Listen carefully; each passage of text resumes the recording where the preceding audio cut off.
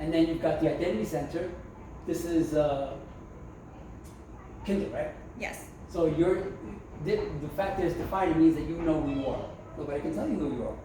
You're broadcasted from that area. You have a strong sense of identity, who you are.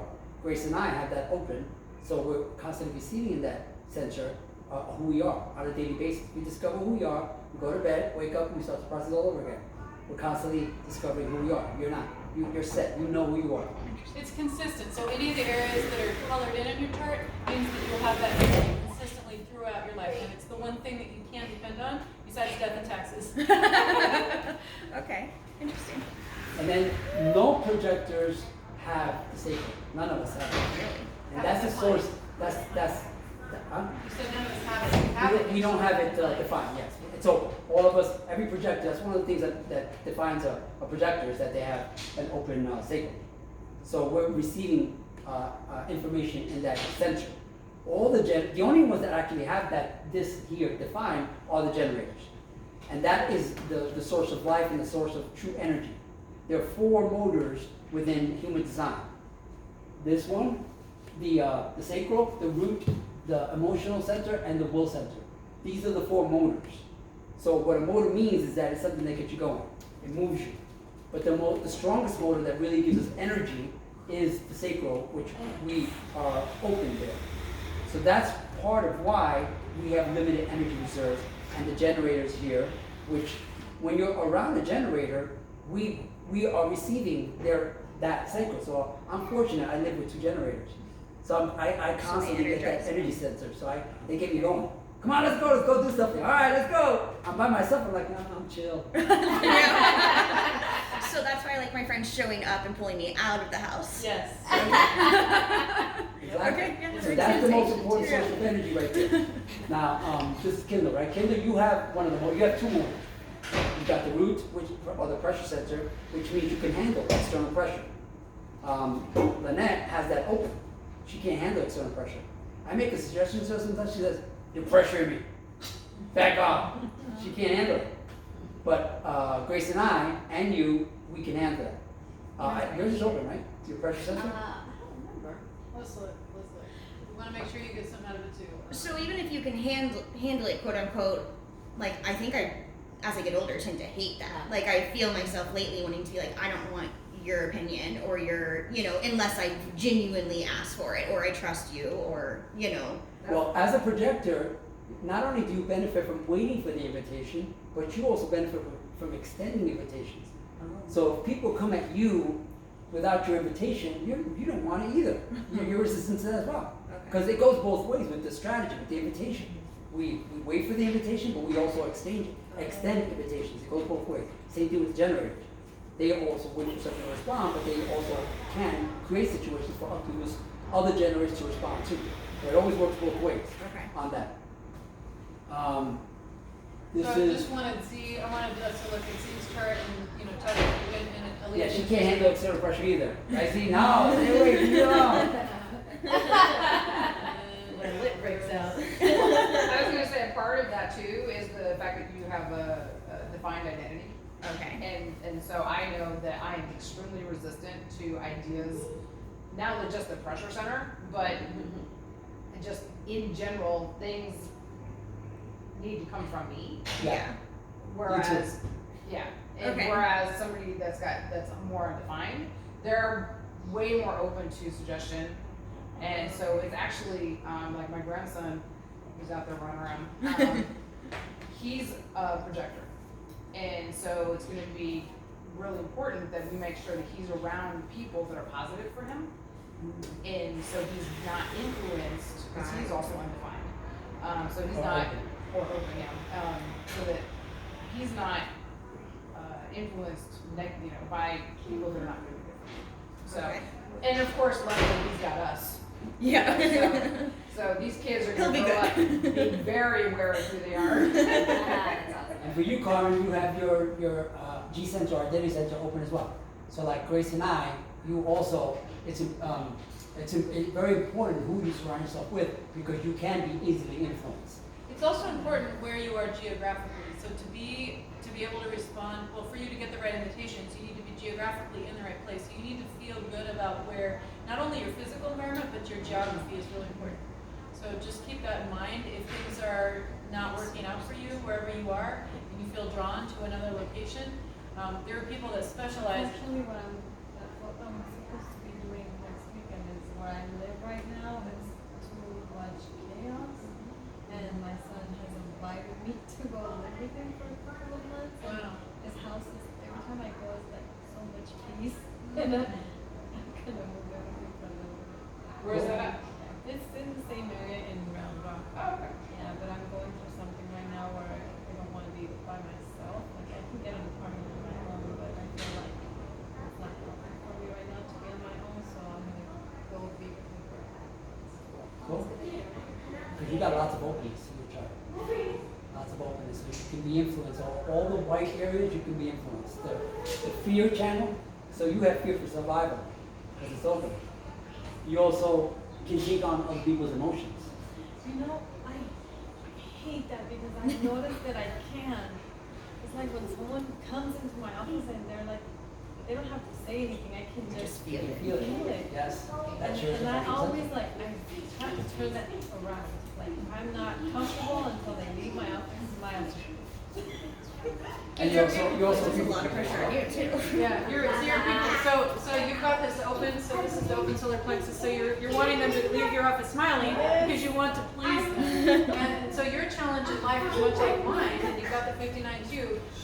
Like Ray and I do. It means that, I mean, anyway, a lot of that means that you are wanting to make the other person comfortable and please them. But what the challenge there is that you will most likely get conditioned and programmed to please others before yourself. So it's extra important for you to self-care.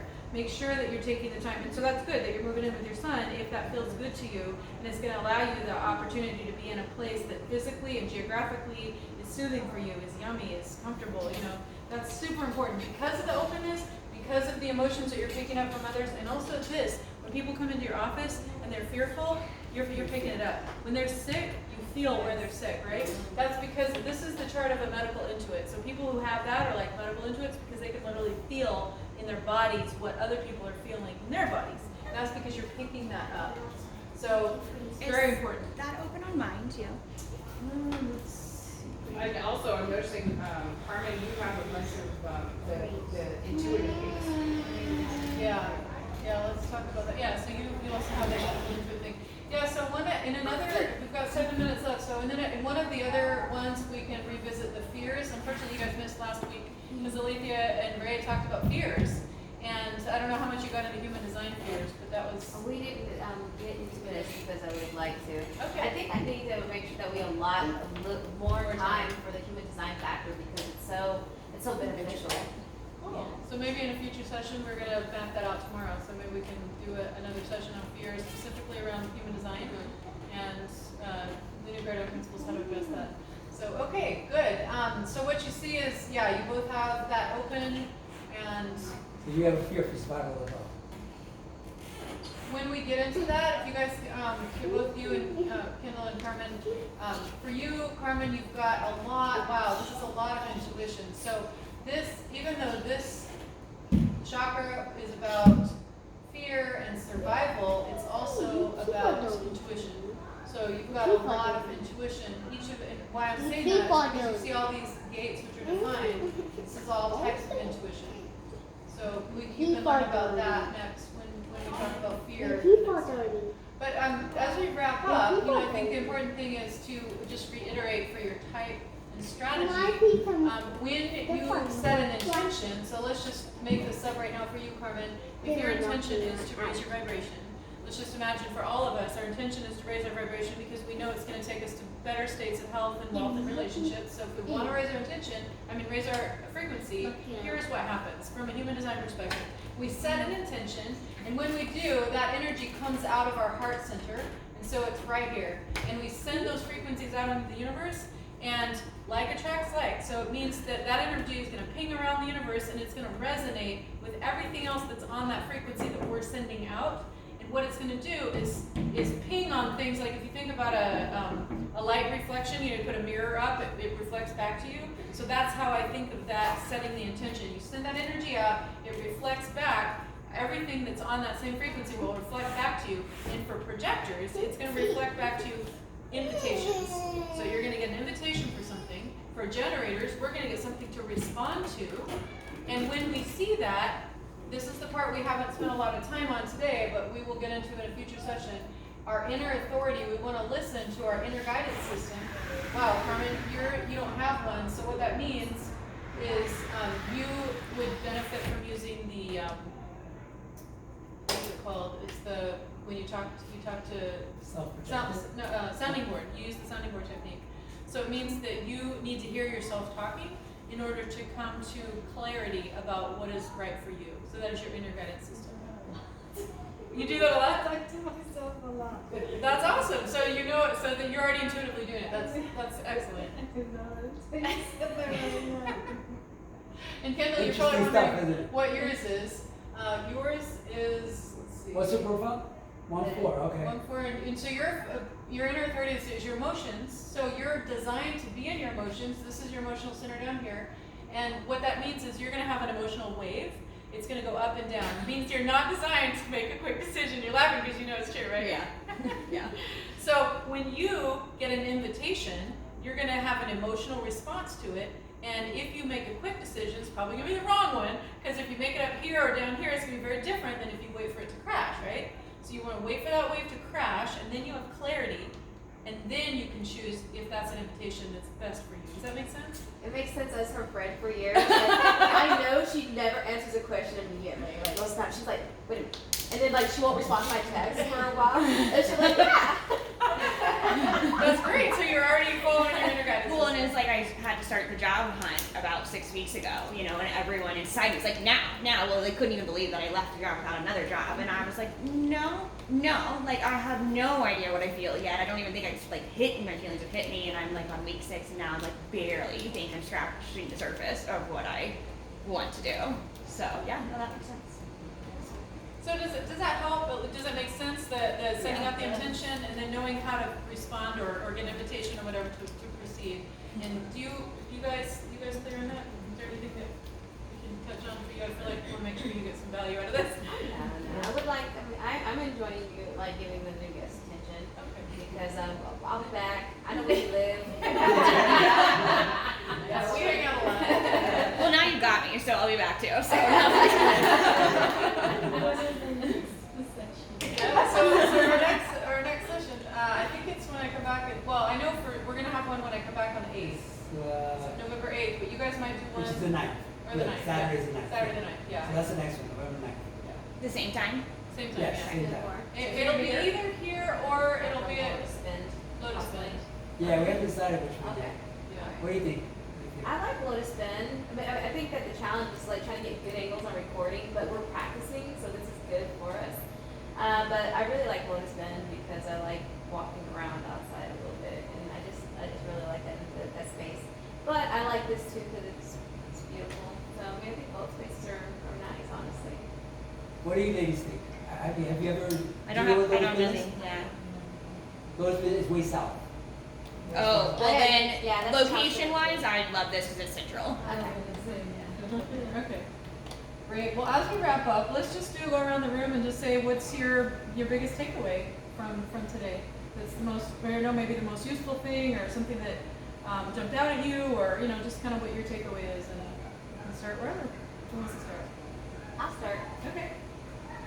My biggest takeaway is just being here with all of you, ladies and gentlemen.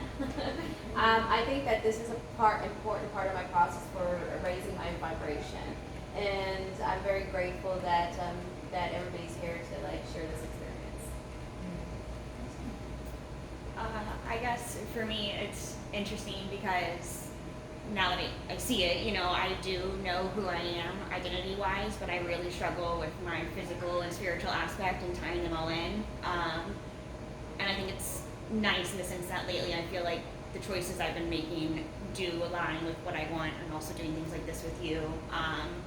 just like the past 3 days have been super hard for me in the sense of going through withdrawals for my Adderall, but just being with you guys and like just having your little cheer, I don't know, like almost brings me to tears because it's like genuinely what I needed, you know, and you just don't realize what you need sometimes until you're in that right place.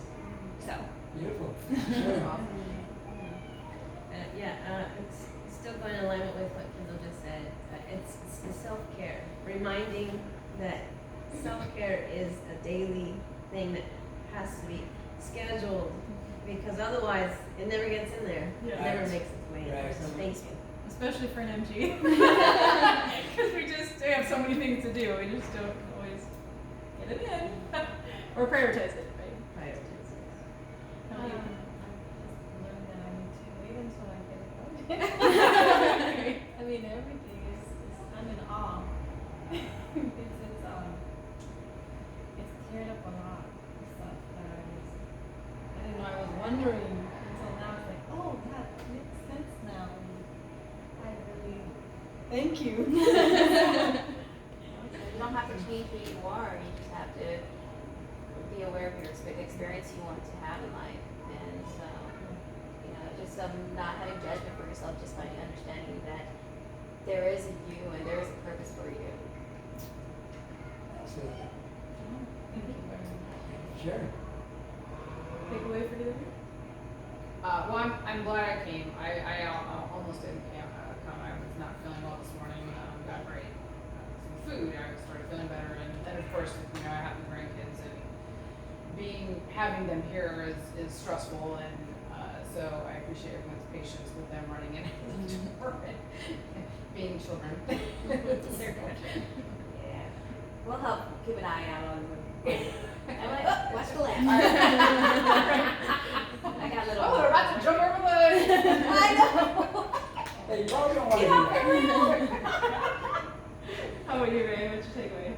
I love doing these things. I mean, I like, this is my purpose. I love living my purpose and sharing all the energy with everybody that comes on board. Especially my regulars, my G's. I love my G's. I love my G's. I'm so blessed to have my G's around. And now you have projectors too. So. Yes. What's not to love about projections? I'm more myself. Yeah, and for me, I really appreciated the feedback and input that you guys both brought. And I mean, obviously the things that you guys brought too. But the new pieces that you brought helped me to see that the story I have, I want to share it. And you reminded me through the things that you've shared today about that resonate with me, that I've experienced very similar things, that I really want to get my book out. My book is, oh my god. And I think it's so fascinating how you want to incorporate it into the corporate world, because I think that's the hardest part sometimes is, you know, I sometimes want to go black and white and just like move into nature and just go completely, you know, off the map. I'm like, but I can't do that. But like surviving in the in-between is tough, and I think that's amazing if people don't talk about it at all. The revolution, this is the revolution of consciousness, where we get to participate in that journey and say, well, this is what we want, so let's go share it, and because there's other people who want it too. Yeah. Absolutely. I got invited to write a book. Say it again.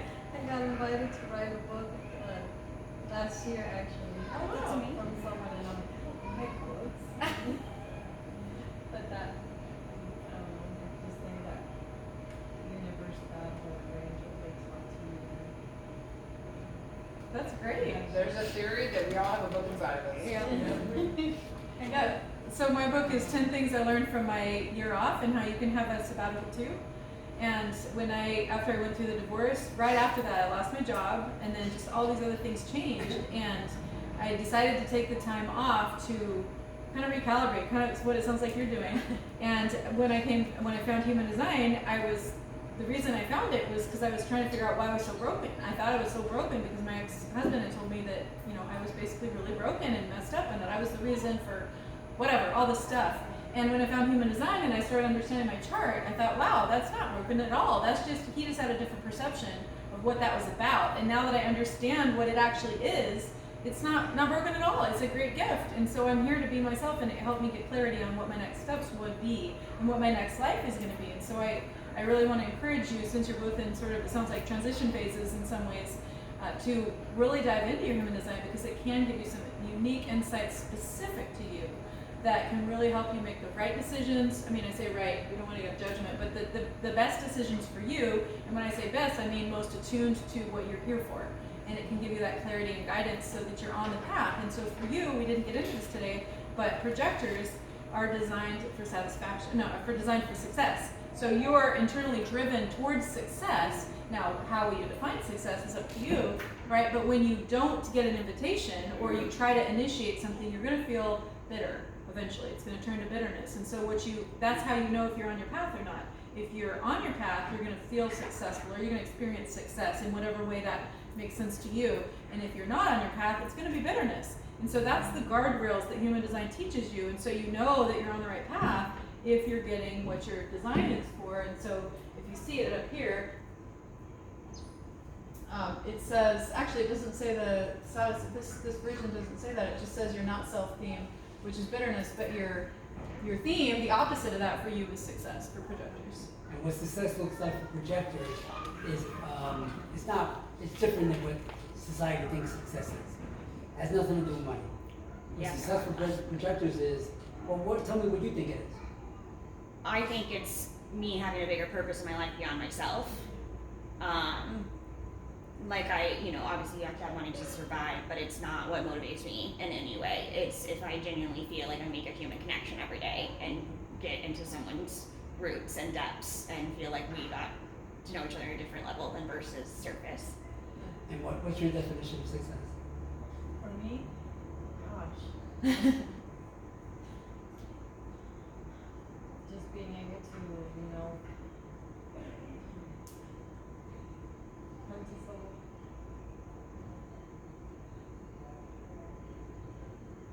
The things that I've overcome, to me personally, I feel that I'm successful because I'm not at the place where I was before, and I want, when I feel that people come to me and they're around that same area, I want to have them leave with something that I've spoken a word or something to me that's successful.